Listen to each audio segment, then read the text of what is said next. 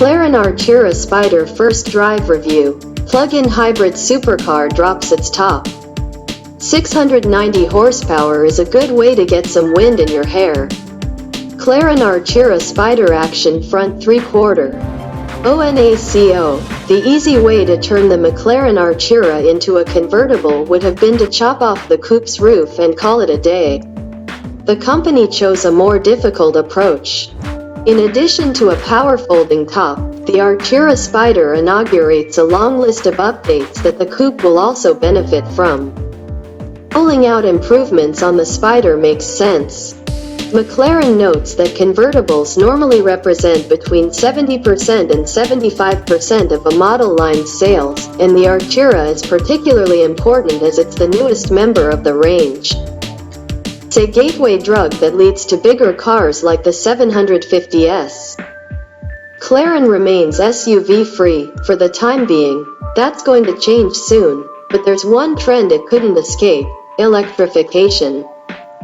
With the coupe, the Spider is powered by a plug-in hybrid drivetrain that consists of a 3.0-liter twin-turbocharged V6, an axial flux electric motor, a liquid-cooled 7.4 kWh lithium-ion battery pack, and an 8-speed dual-clutch automatic transmission. System develops 690 horsepower at 7,500 revolutions per minute and 531 pound-feet of torque at 2,250 revolutions per minute. For context, the Artura made its debut with a 671 horsepower version of this drivetrain. 19 horse bump is one of the changes that McLaren is ushering in with the Spider for the 2025 model year. Also recalibrated the power curve and made the transmission's shifts approximately 25% faster. McLaren quotes a 0 to 60 mph time of 3 seconds. Keep your foot down and you'll see 124 miles per hour in 8.4 seconds. If you've got enough tarmac, you can keep going until the speedometer displays 205 miles per hour. Alternatively, the electric motor can move the Artura on its own for about 21 miles at up to 81 miles per hour. Deceleration is as impressive as acceleration. The Spider takes 102 feet to stop from 62 miles per hour. Engineers also redesigned the engine mounts, turned up the exhaust system's volume, added revised brake ducts, and made hardware and software changes to the suspension. Inside, the big news is a newly standard wireless device charger integrated into the center console. McLaren notes it devoted a considerable amount of effort to this part. They were flat, like in many cars. The phone would ping-pong across the cabin when the Spider is being driven the way it was designed to be. Solution is a wireless charger cup holder hybrid with a rubber insert to prevent the phone from flying away. Lane departure warning and speed limit detection are newly standard, while blind spot and rear cross-traffic warning systems are optional. Even a driver-focused car needs driving aids in 2024. There was nothing wrong with the original car, but we had ideas to make it even better, summed up Andy Beale, a 22-year McLaren veteran who currently works as the company's chief engineer. Here's what didn't change: the chassis. Like its fixed-roof sibling, the Spider is built around a carbon fiber monocoque with aluminum subframes. The tub is stiff enough that McLaren didn't need to add convertible-specific reinforcements, which in turn keeps weight in check. The Roadster tips the scale at 3,439 pounds, a figure that makes it a mere 136 pounds heavier than the coupe. Up in the coupe, take a relatively thin passenger for the ride, and you've just about matched the Spider's weight. The hard top deserves the blame for the weight gain. Linked to a mechanism that consists of 8 electric motors, it goes up or down at the push of a button in 11 seconds at speeds of up to 31 miles per hour. McLaren added a kink it calls a header gurney to the windshield frame to act as a wind deflector, and there's an optional electrochromic roof that lets light into the cabin even when the top is up. And Finished in volcano blue, which is one of the more subtle colors available, the Spider draws eyeballs. It's certainly not for those trying to keep a low profile. Whether you want to be the center of attention is irrelevant. You'll turn every head the minute one of the dihedral doors pivots up. Even in a place like Monaco, where supercars that cost the price of a house teeter on the brink of mundanity, there's something about unconventionally hinged doors that stirs the mind. Folks gravitate around it expecting to see a famous person climb out. Your phone down, it's just me.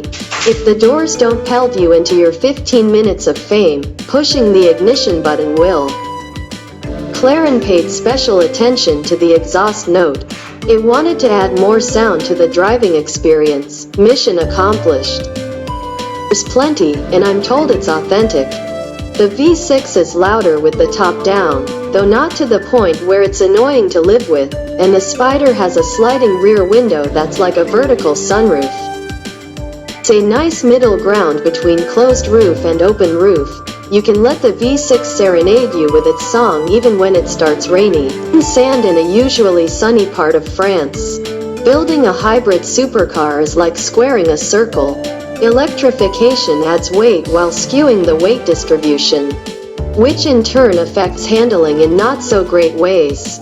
You wouldn't advise a soccer player to go on a sumo wrestler's diet right before the World Cup, right? McLaren is in a good position to solve this problem. It began dabbling in hybrid technology in 2013, when it launched the P1. It learned a lot about trimming every ounce of excess mass through Formula One. Offset the hybrid system's weight in other areas. The windshield is made with thin glass, for example, and it used what's left to its advantage. The battery is mounted low in the chassis, right behind the driver, to bring down the center of gravity. Mid-mounted V6 is 110 pounds lighter than the V8 found in other McLaren models, and its unusual 120-degree bank angle also helps lower the center of gravity. These numbers add up to a driving experience that's unforgettable. McLaren's driver-centric approach to developing a car shines through after a few minutes in the Artura Spider. It's well-balanced, responsive, and just the right amount of playful, with none of the flimsiness you might expect to experience in a convertible. Best way to describe its acceleration is with an armada of expletives and superlatives. And there's no regenerative braking system. The brake pedal feels totally normal. The carbon ceramic brakes deliver one hell of a bite when needed. Steering is one of the Spider's best attributes. McLaren uses an electro-hydraulic rack that's quick, nicely weighted, and that provides excellent feedback. It's an enthusiast's dream. Whether you're cruising on the highway or speeding up a mountain, you know exactly what the front wheels are doing. Keeping the Artura rear-wheel drive contributes to the feeling of front-end lightness. Those of us who grew up hearing tales of unruly supercars that need to be tamed before they can be enjoyed are in for a big surprise. Around town, or on the highway, there's nothing daunting about the Artura Spider. It's stunningly easy to drive. I wouldn't recommend the Club Sport seats fitted to my test car if you're planning on going on a long road trip. And I've seen toolboxes that were bigger than the trunk, but you could realistically use this roadster as a daily driver if it's only you and a small bag. That said, there's a detail that's weird even for a supercar. The Spider doesn't have a glove box. Transmission makes no effort to hide the fact that it was designed for fast-paced driving. It's great when you're moving. It delivers ultra-quick shifts. And there's a button conveniently located on the left side of the instrument cluster that allows the driver to alternate between the manual and automatic modes. It's a little clunky in stop-and-go traffic, however. If it could talk, it would say, "This isn't what I signed up for." Speaking of the transmission, here's a fun fact: there's no reverse gear. Shift into reverse using the button on the center console, and the electric motor simply spins backward. It can spin forward, too. Its main purpose is to inject more power into the driveline. It's rated at 94 horsepower and 166 pound-feet of torque. On a secondary level, it can move the Artura on its own, be it not very quickly and not very spiritedly. This function is primarily useful if you want to drive into a city with emissions restrictions or if you want to get home without waking up your neighbors. When the drivetrain's full output is unlocked, the motor and the engine refrain from engaging in tribal warfare and work together seamlessly. Driving experience doesn't scream hybrid. Whether the Artura is better as a coupe or as a Spider is a matter of personal preference. What's certain is that the updates make both variants better all around. Engaging to drive, nicely built, and easy to live with. The Artura Spider proves McLaren is a force to be reckoned with in the supercar world. Deliveries of the 2025 McLaren Artura Spider will begin in the third quarter of 2024. Pricing starts at $281,008, including $5,000 in transportation and port processing charges and a $2,208 American accessories pack, which bundles a travel bag, tire cradles, and a car cover, among other items. The updated 2025 Artura Coupe will launch later in 2024, priced at $256,308. McLaren isn't forgetting about the current Artura owners who will soon have a less powerful version of an existing model. That's a big faux pas in the supercar world. Company will offer these customers a free software update that unlocks the 19 extra horses. They'll still need to charge their phone the old-fashioned way, however.